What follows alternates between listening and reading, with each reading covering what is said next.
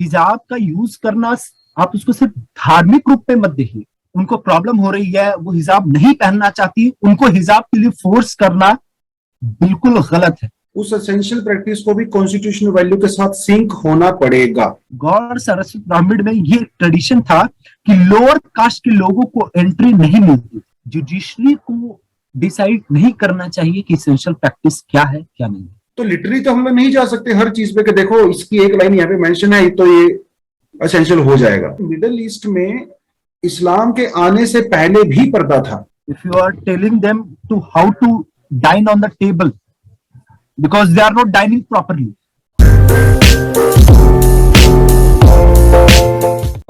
अमितेश भाई कैसे हो? पहले तो आप ये बताओ कैसा चल रहा है? सब बढ़िया? बहुत सही है। सबसे पहले तो होली का बहुत सारा बधाई आपको। आपको भी है होली की। हालांकि मैं खेल नहीं पाया होली क्योंकि मैं यहाँ कोहिमा में हूँ और यहाँ लोग होली सेलिब्रेट करते नहीं है। तो अच्छा एक बात बताओ, ये जो हिजाब इशू चल रहा है आजकल, काफी समय से चल रहा था, और कुछ लोग इसको बोल रहे हैं कि पॉलिटिकल इशू बना रहे हैं, कुछ लोग बोल रहे हैं कि नहीं ठीक है एंड दैट। तो आपका अब मतलब ओवरऑल क्या टेक है इस पे, हिजाब वाली कंट्रोवर्सी पे? पहले ये इम्पोर्टेंट है कि कर्नाटका हाईकोर्ट ने क्या कहा है। कर्नाटका हाईकोर्ट ने कहा है कि हिजाब इस्लाम के अंदर इसेंशियल प्रैक्टिस नहीं है। इसीलिए अगर कोई एजुकेशनल इंस्टीट्यूशन, कोई कॉलेज, कोई स्कूल वहां पर यूनिफॉर्म को रेगुलराइज करता है और बोलता है कि देयर विल बी नो हिजाब, so that will be in effect. ये जो कर्नाटका हाईकोर्ट का जजमेंट है, इस पर बहुत सारे एक्सपर्ट्स की ये राय है। और मैं बहुत सारे एक्सपर्ट्स क्या, सबसे पहले आपको याद होगा हम लोगों ने सबरीमाला जजमेंट को जब ऑब्जर्व किया था तो सबरीमाला जजमेंट में मेजॉरिटी ओपिनियन ने क्या कहा था? मेजॉरिटी ओपिनियन यही था जजेस का, मेजॉरिटी जजेस का, कि वीमेन की एंट्री सबरीमाला में होगी। लेकिन एक ध्यान देने वाली बात है, और यह ध्यान देने वाली बात प्रधानमंत्री मोदी ने भी अपने एक इंटरव्यू में भी कहा था। जस्टिस इंदु मल्होत्रा के आप स्टेटमेंट पर जाइए, उन्होंने कहा था कि जुडिशियरी को यह डिसाइड नहीं करना चाहिए कि क्या एसेंशियल प्रैक्टिस है, क्या एसेंशियल प्रैक्टिस नहीं। तो ये एक डिबेट निकल सकता है कि क्या जुडिशरी को डिसाइड करना चाहिए कि क्या एसेंशियल प्रैक्टिस है किसी रिलीजन के अंदर। और जस्टिस इंदु मल्होत्रा ने इसके लिए बोला था कि आप उस religious community is the most important stakeholder, जिससे आप कम से कम कंसल्ट करके बताओ कि क्या एसेंशियल प्रैक्टिस है। कोई प्रैक्टिस है हिजाब का, कोई और प्रैक्टिस है temple entry of women in temples, क्या ये सारी एसेंशियल प्रैक्टिसेस हैं? इस पर डिबेट हो सकता है। मैं हाईकोर्ट के जजमेंट का, उनके ऑब्जर्वेशन का पूरा सम्मान करने के साथ, ये जो इंदु मल्होत्रा का ये स्टेटमेंट है, हालांकि वो शी वाज द लोन जज जिन्होंने इस तरह का स्टेटमेंट दिया, लेकिन वो स्टेटमेंट सिग्निफिकेंट है। क्यों? क्योंकि अब क्या है कि बहुत सारे रिलीजन्स में बहुत सारी प्रैक्टिसेस फॉलो की जाती है। हिंदुइज्म को आपने देखा है कितना डाइवर्स है, आर्य समाज से लेकर ब्रह्म समाज से लेकर वैष्णव, शैव, बहुत सारी प्रैक्टिसेस है किसी पर्टिकुलर कम्युनिटी के लिए, किसी पर्टिकुलर सेक्ट के लिए ये एसेंशियल है, वो फॉलो करते हैं अपने तरीके से। तो क्या हर जगह जुडिशरी का रोल यहाँ होना चाहिए या नहीं होना चाहिए, इसके बारे में मैं नहीं, बहुत सारे एक्सपर्ट्स भी इस तरह की बातें कर रहे हैं और इसको लीड कर रहे हैं जस्टिस इंदु मल्होत्रा का ओपिनियन जो उन्होंने सबरीमाला जजमेंट में दिया था। तो मेरा तो ये विचार है कि इस पर और भी बातें होनी चाहिए। कल मैं एक जज साहब थे, उनका एक इंटरव्यू सुन रहा था, नाम को मैं भूल गया, बट वो कह रहे हैं कि जजेस को एक्चुअली इस चीज का ट्रेनिंग मिलता ही नहीं है कि वो लोग रिलीजियस डोमेन में जाके इतना डीपली उसको स्टडी कर सके। देखो हार्डली 15-20 दिन में आप, चलो मान लो आपने कुरान पढ़ भी लिया, दैट्स अ सेपरेट थिंग। मान लो किसी जज ने कुरान पढ़ लिया, उसमें उसने देखा कि कहाँ पे क्या चीज लिखी हुई है, बट कुरान को पढ़ना इज अ सेपरेट थिंग, लेकिन उसको समझना, जो कल्चर में प्रैक्टिस की जा रही है कम्युनिटी के अंदर, वो उसको समझने के बाद आप उसको एसेंशियल प्रैक्टिस बोलो कि ना बोलो, दोनों चीजें बिल्कुल अलग हो जाती हैं। लेकिन मामला यहाँ पे फिर वही फंसता है कि एजुकेशन वाला मामला फंसता है। कुछ लोग ये कह रहे हैं कि ये डिबेट बिल्कुल अलग साइड में चला गया, सवाल यहाँ पे एसेंशियल प्रैक्टिस का है ही नहीं, सवाल यहाँ पे एजुकेशन का है और फ्रीडम ऑफ चॉइस का है। मतलब अगर आप ये चीज देखो कि चलिए ठीक है, हिजाब आपने वहां पे यूनिफॉर्म डाल रखी है और यूनिफॉर्म आपने बोला कि आपको स्कूल में पहन के आना है, उसके बाद फिर जो गर्ल्स हैं कुछ वो वहां पे हिजाब पहन के आती हैं। पहली बात तो लोग हिजाब और बुर्के को एक ही समझ रहे हैं, दोनों में बड़ा फर्क होता है। आप नीचे जीन्स एंड टॉप भी पहन सकते हो, लेकिन जो सर को ढकने वाला रहता है सिर्फ वही एक हिजाब होता है, इसमें आपका फेस क्लियरली दिखता है, सिर्फ आप सर को ढकते हो। तो कुछ लोगों को ये भी लगता है कि नहीं, वो पूरा एकदम ऊपर से नीचे काला कपड़ा पहन के हम लोग बुर्के में आ रहे हैं, basic that's a separate totally, है ना। लेकिन कुछ लोग कह रहे हैं कि यार अब ये देखो कि चलो आपने उनको हिजाब से मना कर दिया, आप ये कह रहे हो कि यूनिफॉर्म के खिलाफ है, लेकिन जैसे जो सिख कम्युनिटी में लोग आ रहे हैं पगड़ी पहन के आते हैं, हमारे स्कूल्स में कॉलेजेस में बहुत लोग आए, है ना। कुछ जो हिंदू गर्ल्स हैं जिनकी मैरिज हो जाती है, वो लोग बिंदी लगा के आती हैं या सिंदूर या फिर मंगलसूत्र पहन के आते हैं, वो भी एसेंशियल प्रैक्टिस नहीं है। वो भी टीका लगाते हैं मंदिर जाने पर। टीका लगा लेते हैं स्कूल में, अरे खुद टीचर खुद लगा के आ रहे हैं टीका। तो मतलब वो फिर क्या है, लाइक वो भी एसेंशियल प्रैक्टिस तो नहीं है। ऐसा तो नहीं है कि अब आपको टीका लगाना ही लगाना है। तो वो आप इसमें कैसे लाइक डिस्टिंक्शन कैसे कर रहे हैं लोग, ये थोड़ा सा डाइकोटमी है। ये जो अभी ये बोला जा रहा है कि आप रिलीजन के इस तरह के सिंबल्स का, इस तरह का मैनिफेस्टेशन नहीं कर सकते बिकॉज ये रिलीजियस नेचर का है, और स्कूल्स एक सेकुलर जगह है जहां की रिलीजन का रोल नहीं होना चाहिए। पहली बात तो यहां पर दो बिंदुओं पर, 2 पॉइंट्स पर मैं फोकस करना चाहूंगा। पहला तो ये पॉइंट है कि इसका पोलिटिसाइजेशन हो रहा है, उसने माहौल को खराब कर रखा है। फॉर एग्जाम्पल कर्नाटका के ही एक मिनिस्टर थे, उन्होंने कहा कि अगर बिंदी या तिलक पर या टीके पर अगर कोई भी एक्शन लिया गया तो कॉलेज वालों पर एक्शन, अगर बिंदी और तिलक को रोका गया तो कॉलेज वालों पर एक्शन होगा। तो थोड़ा बहुत इसमें पोलिटिसाइजेशन हो रहा है जो कि हार्मफुल है। चलिए इसको तो बाद में देखते हैं। सबसे इंपॉर्टेंट बात कि आप बोल रहे हो कि रिलीजन या रिलीजियस सिंबल का स्पेस नहीं होना चाहिए एजुकेशनल इंस्टीट्यूशन में। ये हमारा जो मॉडल ऑफ सेकुलरिज्म है फ्रेंड, वो फ्रेंच सेकुलरिज्म नहीं है। फ्रेंच सेकुलरिज्म जो मॉडल है वो कहता है कि पब्लिक स्फेयर पे आप रिलीजन को मैनिफेस्ट नहीं कर सकते। वहां पर आप क्रॉस, हिजाब, बुर्का, इन सबको आप यूज नहीं कर सकते पब्लिकली। आप इंस्टीट्यूशंस में, ऑफिशियल इंस्टीट्यूशंस में, गवर्नमेंट में, ऑफिसेज में इनका पूरी तरह से प्रोहिबिशन है। लेकिन हमारा जो सेकुलरिज्म है, जिस तरह का हम लोगों ने स्टेट और रिलीजन के बीच जो रिलेशनशिप स्टैब्लिश करने की कोशिश की है, उसमें ऐसा ये नहीं है कि हम लोग रिलीजन को पूरी तरह से रिजेक्ट करते हैं। फॉर एग्जाम्पल अभी भी जो कोई ब्रिज इनॉग्रेट करना हो, कोई नया प्लेटफॉर्म इनॉग्रेट करना हो, तो वहां कोकोनट ब्रेक किया ही जाता है, जो कि हिंदू ट्रेडिशन का पार्ट रहा है। पूरी तरह से हमारा सेकुलरिज्म, इंडियन सेकुलरिज्म, जितना तक मैंने पढ़ा है, रिलीजन को पब्लिक स्पेस से हटाता नहीं है। और जैसे कि सरस्वती पूजा है, सब लोग स्कूल्स में, कॉलेजेस में धूमधाम से मनाते हैं और सब पूरी तरह से इसमें आजाद है, सबके पास फ्रीडम ऑफ कॉन्शियंस भी है कि क्या वो चूज करे, क्या वो चूज नहीं करे। तो यहां पर जो लोग ये कह रहे हैं कि स्कूल्स में रिलीजन का कोई रोल नहीं होना चाहिए क्योंकि वो पब्लिक स्पेस है, तो मुझे लगता है ये बहुत सारे और भी डिबेट्स को जन्म दे देगा। वो तो यूज ऑलरेडी हो रहा है, हमें क्या चाहिए, मतलब वो तो हो ही रहा है ऑलरेडी यूज। सरस्वती पूजा होती है, वो सारी चीजें वो तो हो ही रहा है, मतलब ऐसा तो कुछ नहीं है कि पहली बार हो रहा है। लेकिन कुछ लोगों का भाई मतलब आप ये भी चीज देखो कि कुछ लोग ये कह रहे हैं, अब जैसे मान लो मैं आपका अपना एग्जांपल देता हूँ। कुछ समय पहले मैं एक जगह पढ़ाने गया था, कुछ लेक्चर्स वगैरह लेने गया था, और वहां पे ऐसा रूल था कि आप वहां पे शॉर्ट्स में नहीं जा सकते, ठीक है, आपको पूरा लोअर पहन के जाना पड़ेगा।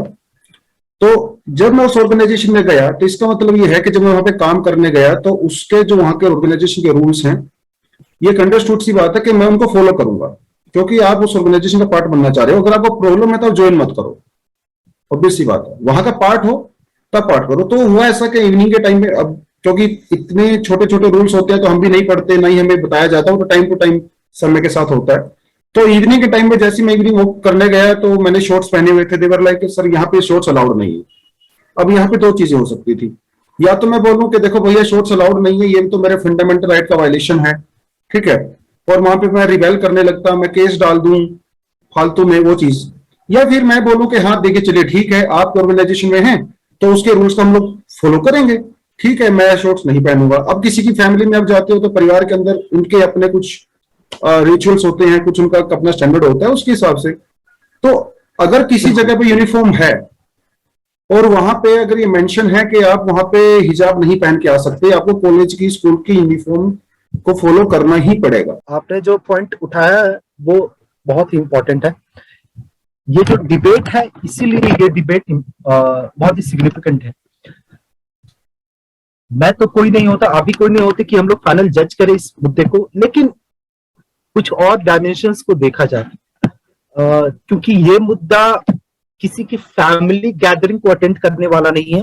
ये मुद्दा हमारे फंडामेंटल राइट टू एजुकेशन से रिलेटेड है।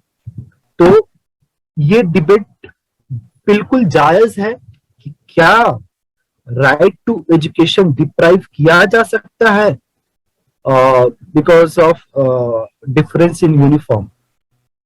और यहाँ पर डिफरेंस इन यूनिफॉर्म ऐसा नहीं है, हम लोगों को इसको नुआंस तरीके से देखना होगा। ये डिफरेंस इन यूनिफॉर्म ऐसा नहीं है कि एक यूनिफॉर्म सेट कर दिया गया तो कुछ लोग बोल रहे हैं कि नहीं मैं तो कलरफुल ड्रेसेस पहन के आऊंगा। यहां पर ये देखना चाहिए कि वो जो उनका हिजाब है वो किसी पर्टिकुलर रिलीजन के लिए इंपॉर्टेंट है, वो लोग प्रैक्टिस करते हैं, उसका यूज करते हैं, तो क्या उसको प्रोहिबिट करना चाहिए या नहीं करना चाहिए। ये यहां पर लॉक जो हमारे बहुत बड़े स्कॉलर हैं उन्होंने फ्रीडम के बारे में बहुत इंपॉर्टेंट बात कही थी। उन्होंने कहा था हार्म प्रिंसिपल होना चाहिए डिसाइडिंग फैक्टर। तो ये हमारी फैमिली आपकी फैमिली की बात नहीं, ये है स्टेट की बात कि स्टेट किस तरह की पॉलिसी बनाता है। तो स्टेट को ये ध्यान रखना चाहिए कि हार्म प्रिंसिपल फॉलोड हो रहा है कि नहीं। इसका मतलब किसी की फ्रीडम, अब वो फ्रीडम एब्सोल्यूट नहीं होती है, उस पर भी रीजनेबल रेस्ट्रिक्शंस लगते हैं। क्या किसी की फ्रीडम दूसरों को हार्म कर रही है? अगर वो फ्रीडम हार्म कर रही है किसी दूसरे को तो बिल्कुल उस फ्रीडम पर रिस्ट्रिक्शन लगना चाहिए, बिल्कुल। लेकिन अगर वो नहीं हार्म कर रही है तो क्या होना चाहिए, ये भी इंपॉर्टेंट है देखना कि क्या उस यूनिफॉर्म रेगुलराइज करना जिसमें आप पूरी तरह से हिजाब को बैन कर दो, क्या ये सही है? अब बात यह है कि कर्नाटका हाई कोर्ट ने इस पर जजमेंट दे दिया, लेकिन अब ये मामला सुप्रीम कोर्ट के पास भी चला गया। तो हम लोग ये तो आर्ग्यू नहीं कर सकते कि लीगली क्या सही है क्या गलत है। सिर्फ इस वेरियस डायमेंशन जो है इस इश्यूज के, उस पर कुछ कुछ बातें हो सकती है कि कल को अगर कोई स्कूल बोले कि नहीं आप टीका भी नहीं लगाओगे, कल को कोई स्कूल बोले आप बिंदी भी नहीं लगाओगे, तो ये कैसे चलेगा? ये मेरा एक कंफ्यूजन है मेरे दिमाग में कि आगे फिर क्या होगा, क्योंकि आपने जब पंडोरा बॉक्स ओपन कर दिया है तो मेनी इश्यूज विल ओपन। नहीं, हाँ वो बात आपकी सही है, लेकिन मतलब वही एसेंशियल प्रैक्टिस। अब जैसे हम क्योंकि हम तो उस एरिया में रहते हैं तो बहुत सारे सिखों को हम लोग देखते हैं, देर सिख, लेकिन वो बाल कटवा के रखते हैं। मतलब ऐसा कहा जाता है कि सिखों में पगड़ी पहनना तो एसेंशियल प्रैक्टिस है, आप उसको मना नहीं कर सकते। It's a well established thing कि वो एसेंशियल प्रैक्टिस है, जो कि है भी। लेकिन एसेंशियल प्रैक्टिस का मतलब ये तो नहीं कि सभी उसको फॉलो भी करें। अब ऐसे ही जैसे अब इस्लाम में जैसे हिजाब की बात है, उन्होंने कहा कि देखो एसेंशियल प्रैक्टिस नहीं है, लेकिन एक उसमें से बहुत बड़ी कम्युनिटी ऐसी है जो उसको फॉलो करती है। अब एसेंशियल प्रैक्टिस के लिए आपने, कुछ लोग बोल रहे हैं कि एसेंशियल प्रैक्टिस का मतलब ये होता है कि जो कोर बिलीफ है अगर आप उसको फॉलो नहीं करोगे तो रिलीजन का मतलब ही खत्म हो जाता है। अब बुर्के की अगर आप बात करते हो कि एसेंशियल प्रैक्टिस नहीं है, बहुत लोग ऐसा बोलते हैं, और वो तो जजेस ने अपने हिसाब से जो भी किया है वो उन्होंने अपनी समझ के हिसाब से किया होगा। और ऐसा कहा, मतलब मैं कोई एक डिबेट सुन रहा था, उसमें कहा कि एसेंशियल प्रैक्टिस का मतलब ये है कि अगर आप वो फॉलो नहीं करोगे तो आपको पनिशमेंट मिलेगा। और ये जो मतलब कुरान में इतना मेंशन है कि एक वीमेन को डिसेंट वे में बिहेव करना चाहिए ऐसा। और एक आध जगह पे लिखा हुआ है, ऐसा भी नहीं कि बहुत बड़े बड़े प्रोविजंस और वो कुछ आया तो उसमें लिखा हुआ है कि अगर आप ये बुर्का नहीं पहनोगे तो आपको पनिशमेंट मिलेगा। इट वाज जस्ट लाइक कि आप डिसेंटली बिहेव करिए, ठीक है, पब्लिक गैदरिंग में। और हो सकता है कि उस समय की जो सोसाइटी थी मदीना में या वहां मिडिल ईस्ट में, वो सोसाइटी ऐसी रही होगी कि वहां पे वीमेन को जो है सोशल एक प्रोटेक्शन टाइप का मिलता है कि आपको पब्लिक प्लेस को एक्सेस करना है तो आप थोड़ा डिसेंट वे में होके जाइए। हो सकता है वहां पे इस तरह की उस समय एक्टिविटीज हो रही हो जहां पे वीमेन के साथ छेड़खानी होती हो, तो एक सोशल प्रोटेक्शन के तौर पे इसको एज ए शुरू किया होगा कि वीमेन थोड़ा तरीके से जाए, तो शायद वहां पे ये रहा होगा। लेकिन मॉडर्न समय में क्या ये चीज ठीक है जबकि हम लोग इतनी बातें करते हैं, ओपननेस की बात करते हैं और सेल्फ चॉइस की बात करते हैं, तो अभी भी उसी सोच को रखना कि अरे हम तो हिजाब इसलिए पहनते हैं ताकि जो मैन हैं वो हमें बुरी नजर से ना देखें। मतलब ऐसे भी एक डिबेट बहुत सारे लोग बोलते हैं कि वीमेन को अपनी प्रोटेक्शन रखनी चाहिए क्योंकि आदमी है तो उसका मन विचलित हो जाता है, वो उसको देखता है, एक्सप्लॉइट करता है। फिर तो ऐसे कहीं भी लिमिट नहीं है, ऐसे तो बहुत सारे भैया, वो तो आप चाहे उनके सामने तो चाहे आप 7 पर्दों में भी रहो वो तो फिर भी आपको कुछ ना कुछ देख ही लेंगे। वो तो ये तो मतलब गिव अप करने वाला बात ही हो गई ना एक तरह से, कि हम लोग के आप लोग हमें देख रहे हो तो हम अपने बिहेवियर को ही चेंज करें, जब भी कसूर तो उसका है ना, सामने वाले का। तो ये उसकी गंदी नजर है या वो, तो ये मतलब दोनों आर्गुमेंट है। कुछ लोग कहते हैं कि नहीं वो तो फॉलो होना ही चाहिए, कुछ लोग कहते हैं कि नहीं नहीं आपकी फ्रीडम ऑफ चॉइस है एंड ऑल दैट। तो मुझे थोड़ा सा इसमें लगता है, कहने मतलब ये है कि अगर कोई आदमी है वो अगर वो पगड़ी पहन के आता है क्लास में, या फिर वो बिंदी लगा के आती है, या फिर वो बुर्का बुर्का तो अलग बात होगा, सिर्फ हिजाब की बात हो रही है कि वो हिजाब पहन के आती है, तो क्या उसको एजुकेशन ही डिनाई कर देंगे? कुछ सालों तक पहले मुस्लिम्स के अंदर भी, जिसे जो लोग प्रोग्रेसिव मुस्लिम बोलते हैं, उनके घरों में हिजाब वगैरह प्रैक्टिस होता नहीं है, ठीक है, तो वो लोग एजुकेशन एक्सेस करते थे। तो जो कंजर्वेटिव फैमिली हर जगह होती है, कुछ कंजर्वेटिव फैमिलीज में वीमेन को एजुकेशन एक्सेस था ही नहीं। तो अभी कुछ समय से वो जो कंजर्वेटिव जो फैमिलीज थी वो अपने बच्चों को स्कूल भेजने लगे, गर्ल्स को। तो पहले ही वो कंजर्वेटिव है, वो क्योंकि प्रैक्टिस करते हैं पर्दे को। अब अगर आप उनको एक्सेस कर दो, ये डिनाई कर दोगे एक्सेस टू एजुकेशन, तो डेफिनेटली वो लोग जो बड़ा मुश्किल से एजुकेशन देने लगे हैं गर्ल्स को, तो उनको फिर से बोलेंगे नहीं नहीं स्कूल जाने की जरूरत नहीं है तुम्हें। क्योंकि और तो उनको जो थोड़ा अपॉर्चुनिटी मिलता था अभी एजुकेशन के थ्रू, जॉब्स का अपॉर्चुनिटी मिलता था, थोड़ी एम्पावरमेंट होती थी, वो भी अब जाती रहेगी। तो कहीं ना कहीं ये उनको ही नुकसान है, कम्युनिटी को। जो प्रोग्रेसिव है वो तो आ ही रहे हैं, उनको तो दिक्कत कोई है ही नहीं। सबसे बड़ी बात है कि देखिए इसका एक कल्चरल डायमेंशन और सोशल डायमेंशन ये आता है कि लोग कहते हैं कि हिजाब वगैरह पेट्रियार्कल सोसाइटी का वो मैनिफेस्टेशन दिखाता है कि you have to be protected, you have to be hidden behind hijab so that बुरी नजरों से आप बच सके। तो ये एक पेट्रियार्कल सोसाइटी का मैनिफेस्टेशन है, बिल्कुल है। लेकिन यहां पर उनकी अपनी चॉइस है जिसको वो एक्सरसाइज कर सकती है।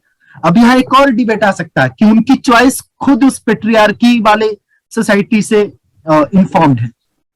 लेकिन मेरे हिसाब से जो भी रेवोल्यूशन आना चाहिए सोसाइटी में, मैं रिफॉर्म्स की बात कर रहा हूं, तो इस तरह का कोई भी रिफॉर्म सोसाइटी से आए, सोसाइटी से वॉइसेस निकले, तो वो ज्यादा बेटर है। दूसरी बात देखिए, हम सारी चीजों को एकदम अलग नहीं देख सकते। हम ये नहीं कह सकते कि अभी एक हिजाब का मुद्दा आया तो अब उस पर डिस्कशन करें। देखिए, इन चीजों का पॉलिटिसाइजेशन होता है तो प्रॉब्लम होती है। ऐसा देखा जा रहा है कि बहुत सारे इस तरह के मुद्दे हैं जो मुस्लिम कम्युनिटी आजकल इन मुद्दों से कंफर्टेबल फील नहीं कर रही है। तो सोशियोलॉजिकल डायमेंशंस को दिमाग में रखकर ही इन डिबेट्स को करना मुझे लगता है सही होगा, क्योंकि हमारे कॉन्स्टिट्यूएंट असेंबली के मेंबर्स ने, जैसे कि यूनिफॉर्म सिविल कोड हो गया कि क्या कॉमन लॉ बनना चाहिए, इसके बारे में कॉन्स्टिट्यूएंट असेंबली के मेंबर्स का यही कहना था कि जो डिमांड है रिफॉर्म का वो कम्युनिटी की तरफ से आए तो ज्यादा बेटर। हिंदू सोसाइटी में जो रिफॉर्म्स हुए वो हिंदू कम्युनिटी की तरफ से वो रिफॉर्म्स लीड किए गए, राजा मोहन राय, ईश्वर चंद्र विद्यासागर। तो उस तरह का रिफॉर्म अगर उधर से आए उस कम्युनिटी से ही आए तो ज्यादा बेटर है, रादर देन इम्पोजिंग रिफॉर्म्स। अब ये कम्युनिटी का यहाँ पे आपने वर्ड दिया कम्युनिटी की वजह से है, तो यहाँ पे आप क्या लार्जर कम्युनिटी बोल रहे? क्योंकि देखिए राजा राम मोहन राय या जितने भी रिफॉर्मर्स रहे हैं, राजा राम मोहन राय की अगर आपने बात बोली है, तो मेजोरिटी जो हिंदू पॉपुलेशन थी उस समय में उनको सपोर्ट नहीं करती थी। तो ऐसा जरूरी तो नहीं है कि मेजोरिटी जो चीज बोल रही है वो सही बोल रही होगी। ऐसे तो जर्मनी में वो कह रहे थे कि हाँ भैया ठीक है जो उसको मार दो, वो अब स्लेव ट्रेड, स्लेव को देख लीजिए आप, मेजोरिटी का मतलब सिर्फ ये तो नहीं है कि वो सही बोल रहे होंगे, और मेजोरिटी की तरफ से जो रिफॉर्म आ रहा है वो सही ही होगा। इसके लिए तो हमारे पास एक ऐसी अथॉरिटी हो सकती है ना कि जो ये देखे कि भाई वो गलत है या सही है, डिस्पाइट की मेजोरिटी क्या बोल रही है। अब आप ये देखिए जैसे स्कूल में हम लोग पढ़ते थे तो ये लिखा रहता था कि एक जो पर्दा प्रथा है वो सामाजिक कुरीति है ना। स्कूल में जब हम लोग पढ़ते स्कूल में उसमें आज भी लिखा होगा कि पर्दा प्रथा जो है सामाजिक कुरीति है, जैसे दहेज प्रथा, पर्दा प्रथा, वो सब लिखा रहता है उसमें, राइट। सती प्रथा वो सामाजिक कुरीतियां। तो अब वो पर्दे प्रथा की अगर आप बात करते हो तो हिंदू समाज में भी था और अभी भी है बहुत जगह पे, राइट। तो जब उस पर्दे प्रथा को हम लोग सामाजिक कुरीति बोल रहे हैं तो उसके लिए आपने कोई ना कोई तो स्टैंडर्ड रखा होगा कि सामाजिक कुरीति क्यों है। तो क्या वही पर्दा प्रथा वाला लॉजिक हम लोग यहाँ पे नहीं लगाएंगे जब हम लोग मुस्लिम कम्युनिटी की बात करते हैं कि हाँ भैया सामाजिक कुरीति है और इसको भी दूर किया जाना चाहिए। हम यहाँ पे फिर वो एसेंशियल प्रैक्टिस और ये सारी चीजें, वो सारी बातें बोल रहे हैं, जबकि वही चीज हम लोग हिंदूज में प्रैक्टिस कर रहे थे, लेकिन वहां पे आप कह रहे थे तो ये तो बिल्कुल सामाजिक कुरीति है, ये तो एकदम ऐसा, मतलब क्या है ये ऐसा सिस्टम, इसमें क्या कैसे बैलेंस? ये जो आपने डायमेंशन ऑब्जर्व किया, ये बिल्कुल इंपॉर्टेंट डायमेंशन है कि जो हम लोग कहते हैं कि डिमांड कम्युनिटी की तरफ से ही आए। जो हमारे हिंदू सोसाइटी में जो रिफॉर्म्स हुए थे वो डिमांड, मेजॉरिटी उन रिफॉर्म्स के पीछे नहीं थी, लेकिन एक एजुकेटेड मिडिल क्लास बहुत ही माइनॉरिटी था जो उस समय एमर्ज किया था, उसने इस रिफॉर्म्स को लीड किया था और इसको पुश करने की बात की थी। तो मैं इसको यही तक रोकना चाहूंगा। मैं अपनी इस बात को, क्योंकि मेरी बातों में भी लिमिटेशंस है, मेरे ऑब्जर्वेशंस में भी लिमिटेशंस है, मैं इसको यही तक रोकना चाहूंगा। दूसरा जो मैंने आपने ये कहा कि इन्होंने पर्दा प्रैक्टिस बहुत प्रॉब्लमैटिक था, उससे उनका freedom of movement, freedom of education सब कुछ वायलेटेड हो रहा था। इट वाज लाइक कि औरतें बाहर नहीं निकल सकती थी। देखिए वो बात बिल्कुल सही है। अगर मुस्लिम महिलाएं एसेंशियल हिजाब के अगेंस्ट आंदोलन करें, अगर उसको उनको प्रॉब्लम हो रही है, वो हिजाब नहीं पहनना चाहती, उनको हिजाब के लिए फोर्स करना बिल्कुल गलत है। हमारी सोसाइटी में जो पर्दा सिस्टम था उसमें women had to be in purdah. यहां मैं बिल्कुल ऐसा मान सकता हूं कि इस्लामिक सोसाइटी में भी, मुस्लिम सोसाइटी में भी कुछ फैमिलीज में होगा कि यू हैव टू वेयर हिजाब। जहां पर ये बाइंडिंग हो रहा है वो बिल्कुल गलत है, क्योंकि सबसे पहले लोगों का फ्रीडम ऑफ चॉइस है। दूसरा कि अगर कुछ महिलाएं खुद से हिजाब यूज करना चाहती हैं, क्योंकि देखिए हिजाब का यूज करना आप उसको सिर्फ धार्मिक रूप में मत देखिए, हिजाब का यूज करना उनका एक, जो भी माइनॉरिटी कम्युनिटी होती है, सब लोग अपने कल्चर को लेकर, अपने ट्रेडिशन को लेकर बहुत ही सेंसिटिव होते हैं। तो उनका एक कल्चरल असर्शन भी है, उनकी एक कल्चरल ऑटोनॉमी को भी ये शो करता है कि they have their own choice to wear hijab. मैं इसमें एक और बात ऐड करना चाहूंगा जो मुझे लगता है कि जुडिशरी के बारे में मैंने जो शुरू में कहा उसको मैं फॉलो करूंगा। जुडिशरी ने कहा कि एसेंशियल प्रैक्टिस नहीं है। इंदु मल्होत्रा ने सबरीमाला जजमेंट में कहा कि एसेंशियल प्रैक्टिस क्या है, नहीं है, ये जुडिशरी डिसाइड नहीं करना चाहिए। क्यों? मैं आपको 2-3 उदाहरण देता हूं। ये उदाहरण मुझे लगता है कि बहुत ही इंपॉर्टेंट है। पहला उदाहरण है सिरूर मठ केस का। सिरूर मठ केस में सुप्रीम कोर्ट ने कहा था कि जो भी टेंपल अथॉरिटीज डिसाइड कर रही हैं कि रिलीजियस राइट सेरेमनीज, पूजा अर्चना, आरती वगैरह, जो भी प्रसाद वितरण वगैरह है, कब होगा, ये सब टेंपल अथॉरिटीज डिसाइड करेंगी और ये एसेंशियल प्रैक्टिस माना जाएगा रिलीजन। दूसरा एक केस हुआ गौड़ सारस्वत ब्राह्मण केस। गौड़ सारस्वत ब्राह्मण में ये ट्रेडिशन था कि लोअर कास्ट के लोगों को एंट्री नहीं मिलती। वहां पर सुप्रीम कोर्ट ने इस प्रैक्टिस को खत्म किया। वहां पर सुप्रीम कोर्ट ने कहा कि ऐसा किसी रिलीजियस हिंदू रिलीजियस स्क्रिप्चर में नहीं लिखा हुआ है कि लोअर कास्ट के लोगों को एंट्री नहीं मिलेगी टेंपल। देखिए ये डिसीजन तो बहुत इंपॉर्टेंट था सुप्रीम कोर्ट का, लेकिन पहले केस में सुप्रीम कोर्ट क्या कर रही है शिरूर मठ केस में, वो कह रहे हैं कि जो भी टेंपल अथॉरिटीज डिसाइड करेंगे वो एसेंशियल प्रैक्टिस है। दूसरे केस में सुप्रीम कोर्ट क्या कह रही है, वो बोल रही है कि मैं रिलीजियस स्क्रिप्चर्स पढ़ूंगा फिर बताऊंगा कि ये एसेंशियल प्रैक्टिस है कि नहीं। तो रिलीजियस स्क्रिप्चर में कहीं भी टेंपल एंट्री की बात नहीं है, तो टेंपल एंट्री एसेंशियल प्रैक्टिस नहीं है। So lower caste people will also be allowed entry in temples. तीसरा एक एग्जांपल है, एक मुस्लिम पुलिस ऑफिसर था, he wanted to sport a beard in Kerala. अब पुलिस डिपार्टमेंट ने बोला you can not sport a beard. उस समय सुप्रीम कोर्ट ने कहा कि एम्पिरिकली देखा जाता है, जैसे कि आपने सिखों का भी एग्जांपल दिया, एम्पिरिकली देखा जाता है कि बहुत सारे मुस्लिम डिग्निटरीज हैं वो बियर्ड स्पोर्ट नहीं करते हैं, तो sporting a beard is not essential practice under Islam. यहीं पर दिक्कत आ रही है। पहले केस में सुप्रीम कोर्ट ने बोला कि एसेंशियल प्रैक्टिस डिसाइड करेगा आपका temple authorities, religious authorities, temple authorities. दूसरे केस में सुप्रीम कोर्ट ने कहा कि रिलीजियस स्क्रिप्चर्स को हम लोग पढ़कर बताएंगे कि क्या सही है क्या गलत है। तीसरे केस में Muslim person wanting to sport a beard, उस केस में सुप्रीम कोर्ट कह रहा है कि हम लोग एम्पिरिकल एविडेंस के बेसिस पर बताएंगे कि क्या एसेंशियल प्रैक्टिस है क्या एसेंशियल प्रैक्टिस नहीं है। इंदु मल्होत्रा की ये बात इसीलिए इंपॉर्टेंट है कि जुडिशरी को डिसाइड नहीं करना चाहिए कि एसेंशियल प्रैक्टिस क्या है क्या नहीं है। सबरीमाला में बहुत सारे सबरीमाला में ये बात भी बोली गई थी कि इवन अगर कोई एसेंशियल प्रैक्टिस है भी, मान लो कोई है एसेंशियल प्रैक्टिस, उस एसेंशियल प्रैक्टिस को भी कॉन्स्टिट्यूशनल वैल्यू के साथ सिंक होना पड़ेगा। तो मान लो कि ये बात हो गई कि भैया हिजाब जो है, मान लो ये एस्टेब्लिश हो जाता है कि वो एसेंशियल प्रैक्टिस है, अभी तो एस्टेब्लिश नहीं हुआ है, कि मान लो कल को सुप्रीम कोर्ट बोल देती है कि हाँ ये एसेंशियल प्रैक्टिस है, जबकि बहुत लोग मानते हैं कि है नहीं। मुस्लिम समाज में बहुत सारे लोग मानते हैं कि जो ये एसेंशियल प्रैक्टिस नहीं है। अगर आप देखो अफगानिस्तान में, वहां पे महिलाएं जो है बुर्के के अगेंस्ट में, तालिबान उनको बोल रहा है जबरदस्ती बुर्का पहनो, वो लोग सड़कों पे हैं कि हम लोग बुर्का नहीं पहनेंगे, ये हमारा कल्चर ही नहीं है अफगानिस्तान में। पाकिस्तान में देखो अभी 2 हफ्ते पहले वहां पे रैली हुई थी जब वीमेंस डे वाले दिन, तो वहां पे कुछ लोगों ने बोला कि वीमेंस डे वाले दिन को हम लोग बुर्का डे बनाएंगे, तो वहां पे सड़कों पे महिलाएं आ गई कि हम लोग बुर्का नहीं पहनेंगे, ये हमारा कल्चर नहीं है। तो मुस्लिम समाज में भी बहुत सारी आवाजें यहाँ पे हैं। तो एक बार अगर एसेंशियल प्रैक्टिस एस्टेब्लिश मान लो हो भी जाती है, उसके बावजूद भी कॉन्स्टिट्यूशन वैल्यू के साथ तो सिंक होना ही पड़ेगा, ये सवाल है। और फिर अब जैसे हिंदूज में बहुत सारे डायमेंशंस है ना, बहुत सारे, कुछ लोग कुछ प्रैक्टिस करते हैं, कोई और प्रैक्टिस कर रहा है, वो उनका अपना है।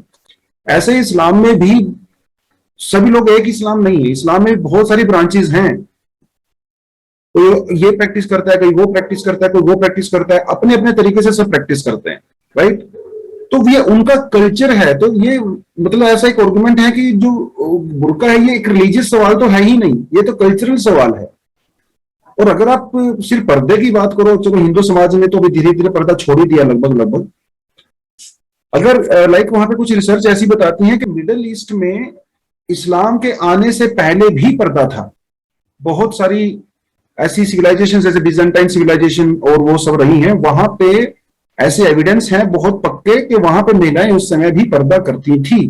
वो रिलीजन वहां पे बीच में आ गया, लेकिन वो प्रैक्टिस कंटिन्यूस रही, क्योंकि ये तो वहां पे पहले से थी ही प्रैक्टिस।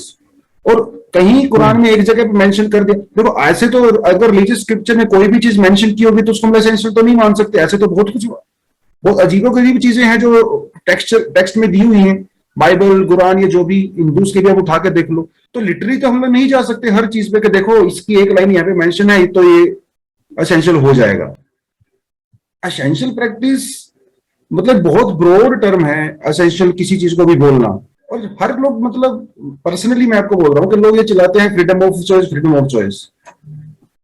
अगर मैं किसी चीज को चूज करता हूं, ठीक है, फ्री विल एज सच कोई चीज होती नहीं, क्योंकि आपके डिसीजन जिस चीज से इंपैक्ट हो रहे हैं उसके बहुत सारी चीजें हैं। तो मैं बचपन से जिस चीज को देखता आ रहा हूं, मुझे जिस तरह की एजुकेशन मिली है, मैं जिस तरह के माहौल में पड़ा बड़ा हूं, वो चीजें मेरी चॉइस डिसाइड करती हैं।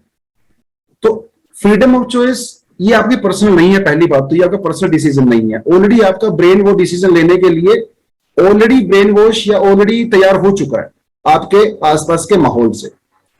तो अगर कोई लड़की है वो ये बोलती है कि देखो ये मेरी पर्सनल चॉइस है, राइट, ये मेरी पर्सनल चॉइस है, तो पहली बात तो वो सिर्फ नाम की पर्सनल चॉइस है, वो चॉइस ऑलरेडी बहुत सारे फैक्टर्स की वजह से बना दी गई है क्योंकि आप उस माहौल में रहे हो। तो ये freedom of choice, free will, ये बहुत साइंटिफिक एविडेंस इतने सारे हो चुके हैं कि free will as such exist नहीं करता। सोशल मीडिया के दौर में जब आपको इतना एक्सपोजर मिलता है, आपका डिसीजन आपके आसपास की बहुत सारी चीजें आपके बिहाफ पे ले चुकी होती हैं, आप सिर्फ उसके लिए यस और नो बोलते हो।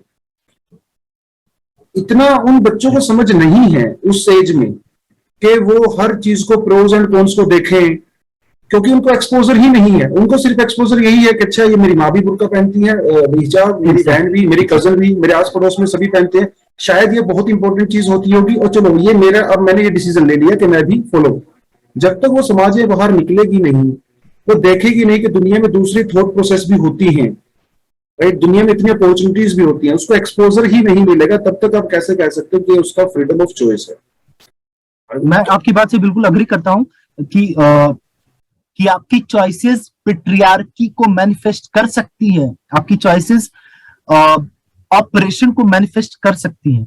स्टेट बताएगा क्या सही है क्या नहीं सही है, इंपॉर्टेंट है, ऑर्डर के लिए इंपॉर्टेंट है, लॉ के लिए इंपॉर्टेंट है, सोसाइटी में पीस रखने के लिए इंपॉर्टेंट है कि स्टेट को अपना इंटरफेरेंस करना चाहिए सिटीजन्स की लाइफ में, लेकिन कितने हद तक करना चाहिए, कब बोलना चाहिए, कितना बोलना चाहिए खुद को सुधार करने के लिए, यहां पर डिबेट बिल्कुल हो सकता है। स्टेट और सिटीजन्स के बीच क्या स्पेस रहे, because if you are telling them to how to dine on the table because they are not dining properly, और उनको लग रहा है कि वो बहुत अच्छे से खाने का तरीका है उनका, लेकिन उनका अच्छे से खाने का तरीका नहीं है, वो उनकी सोसाइटी ने उनको गलत तरीका समझाया। मैं एक कम्युनिटी की बात नहीं कर रहा, मैं एक एग्जांपल दे रहा हूं। तो स्टेट क्या अब उनको खाना भी सिखाएगा या उनको बताएगा इस तरह से खाओ, इस तरह से कपड़े पहनो, यहां पर ये डिबेट आ जाता है। और ये डिबेट इसलिए भी इंपॉर्टेंट है क्योंकि देखिए, एक डेमोक्रेसी में जो भी प्रेवलेंट कल्चर होता है वो मेजॉरिटी कम्युनिटी का ही होता है। ओके, जो डिफॉल्ट कल्चर होता है कि हम लोग कुछ भी करते हैं तो उसमें मेजॉरिटी कल्चर, टीका लगाना, नारियल फोड़ना, किसी भी ओकेजन पर कंप्यूटर खरीदा गया तो उस पर भी प्रसाद बढ़ जाता है, तो majority culture is always prevalent there. लेकिन माइनॉरिटी कल्चर हमेशा एक थ्रेट में रहती है कि उसका जो स्पेस है वो कहीं इंफ्रिंज तो नहीं हो रहा है। वो एक साइकोलॉजिकल जो उनकी इनसिक्योरिटी है माइनॉरिटी कल्चर की, उसके प्रति सेंसिटिव रहना मेरे हिसाब से ये भी इंपॉर्टेंट है। और आपने बिल्कुल सही कहा कि जैसे पर्दा सिस्टम, सम वीमेन में से दैट पर्दा is there own choice, but ये जो पर्दा का चॉइस है ये भी सोशल और हिस्टोरिकल कंडीशन से इन्फॉर्म होता है। लेकिन मैं यहां पर मेरी जो पर्सनल ओपिनियन है कि जो फेमिनिज्म मूवमेंट है, अगर खुद वो इन चीजों को लीड करे तो और भी बेहतर तरीके से काम हो सकता है। फिर वही है, तो स्कूल की बच्चियां हैं, वो कह रही है कि ये देखो ये तो हमारा, यार उनकी क्या ही चॉइस होगी, समझ रहे हो ना। स्कूल के वो 14-15 साल के बच्चे हैं, उनको तो घर से जो बोल के भेज दिया। अब आप ऐसा तो नहीं कर सकते कि अच्छा तुम्हें पसंद नहीं है तो चलो हम लोग पढ़ाई नहीं, उनको तो अब वो फैमिली के अगेंस्ट में तो नहीं जा सकते, ऑब्वियस सी बात है। स्कूल के वजह हाँ, आज आप बड़े हो गए, इंडिपेंडेंट हो, इकोनॉमिकल आपके पास इंडिपेंडेंट है, फिर तो ठीक है, चलो आप कुछ भी कर सकते हो। स्कूल के बच्चे हैं तो डेफिनेटली वो सब जो बोल रहे होंगे उनकी फैमिली उनको बोल रही होगी, क्योंकि उनके पास इतना फ्रीडम चॉइस नहीं है। मतलब कहने की बात है कि मेरा फ्रीडम ऑफ चॉइस है, लेकिन अल्टीमेटली वो freedom of choice decision parents ही लेते हैं, है ना। और हमारी जिस तरह से सोसाइटी है, तो आप 25-30 साल 35 साल के भी हो जाओ तब भी हमारे बहुत सारे डिसीजन हमारे पेरेंट्स ही लेते हैं। जिस तरह का हमारा यहाँ पे फैमिली का एक इंस्टीट्यूशन है, बहुत स्ट्रॉन्ग इंस्टीट्यूशन है ना। तो बिल्कुल। बात वही है कि जब सोशल रिफॉर्म की बात आती है तो किसी भी सोसाइटी में सोशल रिफॉर्म जो आए हैं वो एक माइनॉरिटी से ही शुरू हुए हैं। मैं आप क्योंकि सोशल रिफॉर्म हजारों साल में बने होते हैं जो सोशल प्रैक्टिसेस होती हैं, और हम ये वेट करते रहे कि इसके जब मोस्टली लोग इसके अगेंस्ट में जाएंगे तब हम जाके इस चीज को सुधार करेंगे, राइट। तो उसमें तो फिर बहुत समय लग जाता है। तो लेकिन अगर आप ये वेट करोगे कि पूरा मुस्लिम समाज, पहली बात तो ये सोचना कि बुर्का पहनना या हिजाब पहनना वो एक ऑर्थोडॉक्सी की निशानी है, ये बिल्कुल अलग सवाल हो जाता है। लेकिन कुछ लोग मानते हैं कि वो ऑर्थोडॉक्स है, जबरदस्ती उनके ऊपर थोपा जाता है, उनको ओपन रहना चाहिए। अब ऐसा तो नहीं है कि जो ओपन है वो बहुत ही कमाल कर रहे हैं, ऐसा भी जरूरी नहीं है, राइट। तो हम सिर्फ ये चीज देखें, पहली बात तो ये चीज मानना कि पर्दा एक बुरी बात है, ये एक अलग सवाल है। ये तो हम लोग अगर ये मानते हैं कि वीमेन को एक इन्फॉर्म चॉइस होना चाहिए और ये पर्दा धीरे धीरे सोसाइटी के अंदर से ही रिफॉर्म आए कि हाँ अभी हम लोग ओपन रहते हैं, तो क्योंकि अभी समाज वैसा नहीं है कि आप सड़क पे जाओगे कोई भी आपको छेड़ देगा, और जिसको छेड़ना हो तो फिर वैसे भी छेड़ेगा। 5-5 साल की बच्चों के रेप भी होते हैं, 70-70 साल की ओल्ड एज वीमेन के भी रेप हो रहे हैं। लेकिन अगर हम सिर्फ ये सोचेंगे कि मुस्लिम समाज से ही बहुत सारे लोग उठ के सामने आएंगे और वीमेन सड़कों पे आएंगी, सड़कों पे आके प्रोटेस्ट करेंगी कि हमें बुर्का नहीं पहनना है, तो इस तरह के सोशल रिफॉर्म्स पहली बात तो एक मतलब समझ लीजिए कि अभी फिलहाल सिचुएशन में तो नामुमकिन ही नजर आते हैं। क्योंकि देखिए वो जो कंजर्वेटिव फैमिली से लड़कियां आती थी उनकी तो एजुकेशन तो वैसे भी गई, क्योंकि वो लोग तो पहले ही बड़ा मुश्किल से भेज रहे थे अपने बच्चों को स्कूल में कॉलेज में। अब तो बिल्कुल भी नहीं भेजेंगे, क्योंकि उनका तो सीधा सा मतलब है कि भैया हमारे लिए हमारा प्रैक्टिस सबसे बड़ी बात है, एजुकेशन सेकेंडरी है। अब कुछ लोग एजुकेशन को पुश करने लगे थे, अब वो थोड़ा पीछे हट जाएंगे। एजुकेशन का तो नुकसान है ही, एजुकेशन लेने के बाद जब आप जॉब मार्केट में जाओगे तब भी आपके लिए अपॉर्चुनिटीज बंद है, क्योंकि इस आर्गुमेंट की वजह से वो और ज्यादा स्ट्रॉन्ग फीलिंग हो गई है जो कि पहले से भी थी। तो ऑलरेडी मुस्लिम समाज की लड़कियां एजुकेशन मिल नहीं रहा है, जो कि एक फैक्ट है। जिनको एजुकेशन मिल भी रहा है उसमें से बहुत कम जॉब मार्केट में है। नहीं, जो कह रहे हैं वो बिल्कुल सही है। मुझे लगता है कि यहाँ पर बहुत सारी चीजें एक साथ हैं। देखिए, एक तो ये मुद्दा है कि कुछ लड़कियों पर हिजाब थोपा जा रहा है, तो उनको प्रोटेक्ट करना है, उनकी फ्रीडम ऑफ चॉइस को प्रोटेक्ट करना है, ये स्टेट का रूल है। दूसरा है कि कुछ लड़कियां हैं जो अपनी मर्जी से हिजाब का यूज कर रही हैं। अब एक आपने कहा पर्दा प्रथा एक्सप्लॉयटेटिव है। देखिए, पर्दा प्रथा की हिस्टोरिकल बैकग्राउंड, हिजाब की हिस्टोरिकल बैकग्राउंड देखिए। उस समय वीमेन की freedom of movement, freedom of education, freedom of choice, उन सारी चीजों में प्रॉब्लम्स थी। तो हिजाब का हिस्टोरिकल जो पर्सपेक्टिव है कि वीमेन को बाहर नहीं जाने दिया जाता था, women had to accede to whatever was the wish of their husband। तो क्या इस प्रैक्टिस को अब मॉडर्न जमाने में उसी तरह से देखना चाहिए? फॉर एग्जाम्पल, हिंदू वीमेन में पर्दा सिस्टम, तो पर्दा सिस्टम सिर्फ वो साड़ी का पर्दा यूज करना नहीं, पर्दा सिस्टम का मतलब होता था वीमेन दूसरों से इंटरेक्ट नहीं कर सकती हैं, बाहर निकलना मुश्किल था। तो क्या पर्दा सिस्टम, हिजाब, उसको उस पास्ट के लेंस से ही देखना चाहिए या उसको चेंज करना चाहिए? अब जो मैंने सवाल खड़ा किया उससे क्या होगा कि सारी प्रैक्टिसेस पर एक रीथिंक करने की कोशिश होने लगेगी। फॉर एग्जाम्पल, हिजाब जिस समय उसका हिस्टोरिकल हिस्ट्री में जाए तो हिजाब वाली women were not taking education, but now they are taking education, they are learning English. तो क्या उस प्रैक्टिस को उसी लेंस से देखना चाहिए? मैं इस बारे में बहुत इंटरेस्टेड हूं कि कोई मुझे इस बारे में बताए या इस पर और भी डिबेट हो कि बात सही है, ये पेट्रियार्की का मैनिफेस्टेशन है, क्योंकि उस समय हिजाब के साथ विमेन पर बहुत ज्यादा कंट्रोल भी था सोसाइटी का, फैमिली का। क्या अभी भी वही बात है? मैं पर्दा सिस्टम के बारे में भी इससे बात करना चाहूंगा। पर्दा सिस्टम को खराब माना जाता था क्योंकि पर्दा सिस्टम में विमेन की चॉइसेस नहीं थी, तो उनकी पूरी लाइफ से रिलेटेड था पर्दा सिस्टम। आज भी अभी है, अगर मतलब तुम अगर हम, मैं अपनी फैमिली में हाँ, ही देखूं, मैं जैसे मेरी मम्मी हैं या उस एज की जो भी औरतें हैं वो भी पर्दा सिस्टम वो फॉलो करती हैं। मतलब मैं वो करते कई हैं। मेरी फैमिली में लाइक कई ऐसी दादी रही हैं जो कि अपने हस्बैंड से भी पर्दा करती थी पब्लिक में। बट ये है कि जनरेशन टू जनरेशन हम लोगों ने सोचा, इस पे विचार किया कि ये सही नहीं है इतना ज्यादा, इससे उनके ही चांसेस कम होते हैं एजुकेशन या मार्क समाज में निकलने का, वो जब बराबरी की बात करते हैं। तो क्या यही चीज लाइक मुस्लिम समाज में के अंदर से भी आवाज आए? हालांकि कुछ आती हैं लेकिन बहुत दबी दबी आवाजें आती हैं कि नहीं है, ये बिल्कुल गलत है या सही है। लेकिन तो अंदर से ही आवाज आने में बहुत बहुत समय लग जाता है। तो क्या इस चीज को हम थोड़ा स्पीड अप नहीं कर सकते? देखिए अभी तो सुप्रीम कोर्ट का जो आएगा वो अलग बात है, सुप्रीम कोर्ट में तो आना ही है। लेकिन सुप्रीम कोर्ट का कुछ भी आए, सुप्रीम कोर्ट का जो है कुछ भी आए, बात ये है कि जो लोग प्रैक्टिस कर रहे हैं वो फिर भी, क्योंकि ये अलग चीज है ना, स्टेट कब तक कंट्रोल करेगा यार उस चीज को? जो फैमिली में प्रैक्टिस हो रही है वो तो प्रैक्टिस हो ही रही है ना। उसको अगर आप किसी को छोड़ना है तो वो फिर समाज के अंदर से ही जो है उठ के आए, और खासकर महिला जो है वीमेन साइड से अगर आएगा तो ज्यादा मेरे ख्याल से बेटर रहेगा यहाँ पे, राइट? तो काफी जी बात हो गई है बिल्कुल। मेरे ख्याल से हाँ अभी। अगर आप कुछ बिल्कुल। कंक्लूडिंग रिमार्क्स यहाँ पे देना चाहो तो।